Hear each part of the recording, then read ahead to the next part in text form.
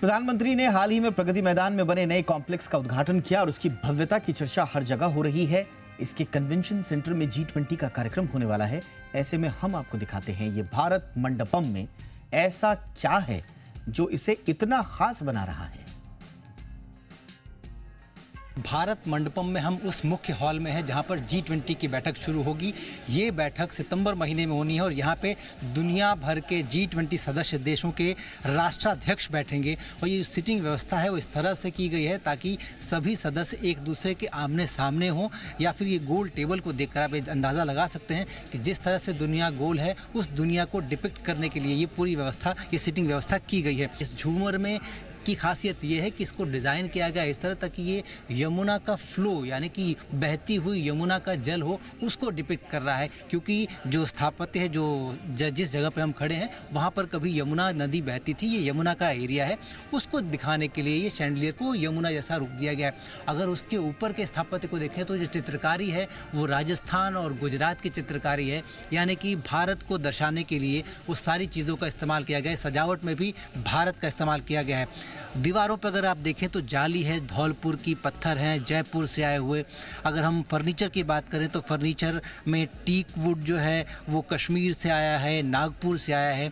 अगर हम कालीन की बात करें तो जो आप मिडल में कालीन देख रहे हैं, ये कालीन कश्मीर में बुना गया है, कश्मीर के कारीगरों द्वारा बुना गया है और उसके बाद यहाँ लाया गया है।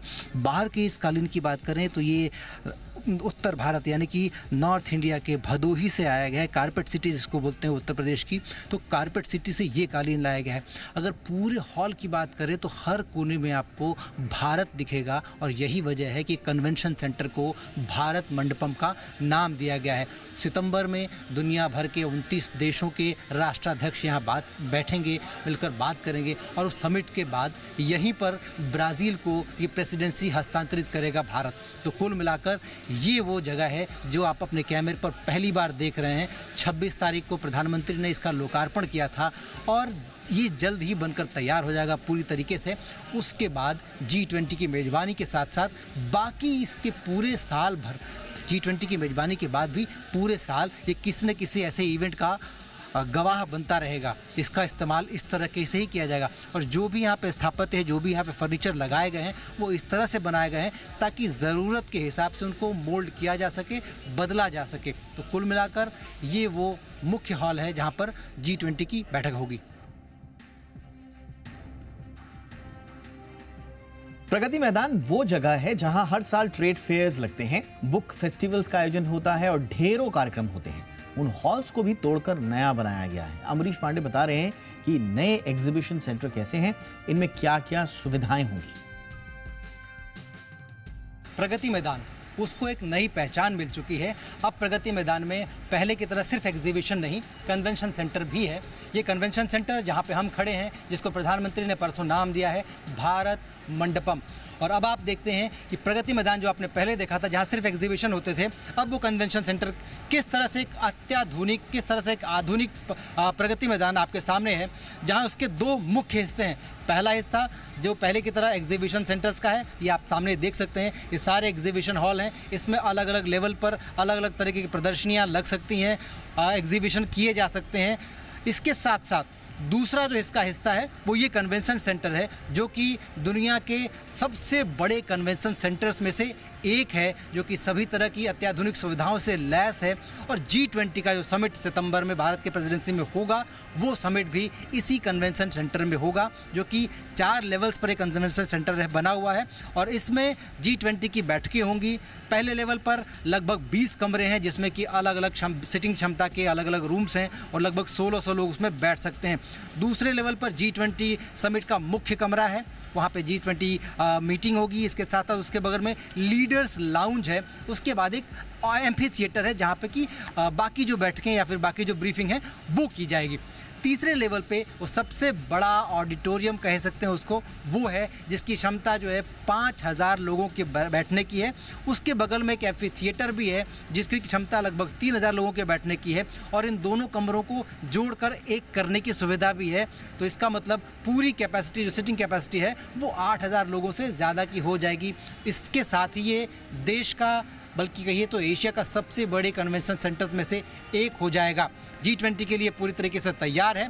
उसके बाद अगर हम ये पूछें कि उसके बाद इस कन्वेंशन सेंटर का क्या होगा, तो वो जैसे पहले प्रगति मैदान में कन्वेंशन सेंटर्स होते थे, ऑडिटोरियम्स होते थे, एग्जीबिशंस होती थी, उसी तरीके से मॉडल किया जाएगा। इसको अन्य लोगों के लिए, इंडस्ट्री के लिए, कॉरपोरेट्स के लिए, उनकी मीटिंग्स के लिए, उनके सेमिनार्स के लिए किराए पे दिया जाएगा। और जिस तरह से प्रगति मैदान पहले फुल्ली सस्टेनेबल था फाइनेंशियली, उसी तरीके से ये पूरा मॉडल बनाया जाएगा, जहां बिल्कुल ऑनलाइन तरीके से इसके हॉल्स की बुकिंग की जा सकेगी, इसमें एग्जीबिशन सेंटर्स की बुकिंग की जा सकेगी और उसी तरीके से इसको कैरी किया जाएगा। तो कुल मिलाकर जो खर्च यहाँ पर है उसको पूरी तरीके से कैसे वसूल करना है उसकी तैयारी भी की जा चुकी है। साथ साथ इस कन्वेंशन सेंटर के बीच में एक अत्याधुनिक किचन भी बनाया गया है, जिसको कि एक बड़ी कंपनी रन करेगी। तो कुल मिलाकर इसकी जो खाने की जो क्वालिटी है वो मेंटेन की जा सकेगी। किसी भी तरीके की जो चिंताएं हैं, बाकी जो सुविधाएं हैं, उसका पूरा ध्यान रखा गया है। और चूंकि ये दिल्ली के बीचों बीच है, इसलिए सबसे बड़ी जो चिंता आईटीपीओ को लेकर थी पहले भी कि यहाँ पर किसी भी कन्वेंशन के लिए, किसी भी एग्जीबिशन के लिए जाम लगता था, वो जाम अब नहीं लगेगा, क्योंकि आईटीपीओ के चारों तरफ टनल्स का एक पूरा जाल बिछाया गया है। जहां अगर आप इस हिस्से को देखें तो सुप्रीम कोर्ट से नीचे 3 टनल्स जा रही हैं, जो कि सीधा आईटीपीओ भैरव मार्ग पे खुलती हैं।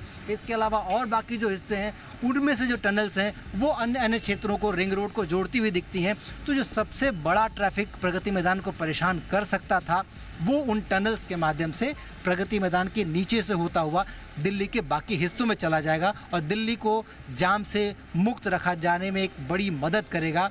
और ऐसे कन्वेंशंस, ऐसे एग्जीबिशंस जो प्रगति मैदान में हुआ करते थे, उनको जाम से मुक्त रखा जाएगा। तो कुल मिलाकर दिल्ली के सेंटर में एक बड़ी सुविधा अगले कुछ दिनों में आपके सामने बनकर तैयार हो जाएगी। G20 प्रेसिडेंसी के बाद ये कॉर्पोरेट्स के लिए, बाकी लोगों के लिए उपलब्ध रहेगा। कैमरामैन मुकेश के साथ अम्बरीश पांडे, दिल्ली।